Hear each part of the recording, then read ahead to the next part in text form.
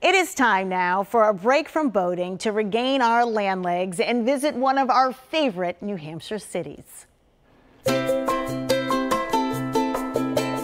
Is there anyone anywhere who doesn't love Portsmouth? There's a lot of people like me that when they arrive in this city, that it just pulls them in, and it pulled me in. This small New Hampshire city is well known for its bustling port, handsome historic downtown, and highly regarded restaurants. But City Councilor Nancy Pearson says it is the arts that make the difference here. There is a lot going on, and actually, for a city our size, we have more arts and culture than cities that are 3 and 4 times our size. For some Portsmouth artists, finding inspiration is easy. Just gaze out the window. Portsmouth is a great place to be making works of art. What I like is the mix of the urban and the natural. I've got my architecture and I've got this, river with freighters coming in and out and this kind of busyness. At Piscataqua Fine Arts, Don Gorvet creates maritime-themed woodcut prints that can be found in numerous museums. A traditional subject and process that is deceptively complex and contemporary. I don't do history pictures. It's interesting. They can see an image, but they're still going to be baffled. Each color is cut and printed in multiple copies before the next color is cut and added. A labor-intensive process that takes about 2 months before the final image emerges. The risk is enormous because you've spent all this time not knowing what the end result of that edition is going to look like. And then you pull the impression and you go, wow, this is amazing. And that's what's so nice about the medium is it's a mystery.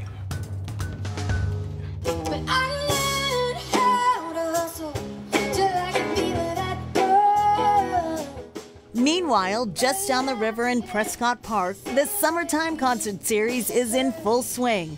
Good vibes that one longtime Bostonian found irresistible. Why Portsmouth? It's got great cultural scene. There were all these sort of artistic people who came here as refugees when things were cheap. When John Strymish's family sold the beloved New England Mobile Book Fair in Newton, he headed north, joining forces with David Lovelace, former co-owner of the Montague Book Mill, another legendary bookstore. Strymish opened Portsmouth Book and Bar. The idea was that people seemed to like bookstores, but not actually to buy books. And so our idea was, let's give them a bookstore as a place to be. Book and Bar serves light fare, craft beers, and wine. Fans of the New England Mobile Book Fair might notice that the somewhat shambolic Strymish organizational system has followed him up to the new place in Portsmouth. Oh, and there's that other revenue stream. The funny thing is, it's turned out that we sell books pretty well.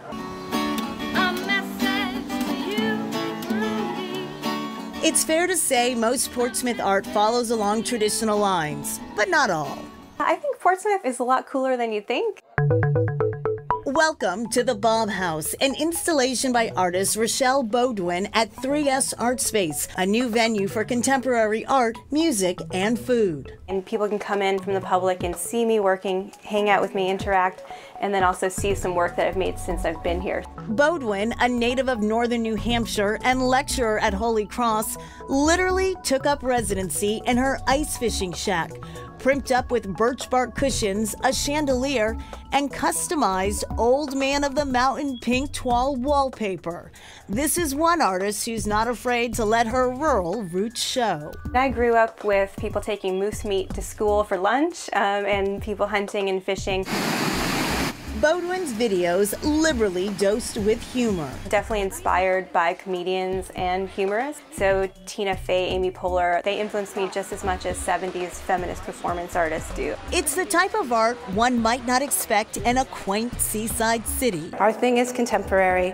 We look at emerging arts. Carol Rybold, former director of 3S Art Space. In addition to the art gallery, 3S features a performance space that showcases innovative new music and a high-design restaurant that fairly shouts creative economy. And it gives our community an opportunity to see things that are new and fresh. But if you come to Portsmouth for the culture, City Councilor Nancy Pearson thinks you might just stay for the people. It's super friendly. It's friendly as the South. I don't know what it is. It's just people are happy here.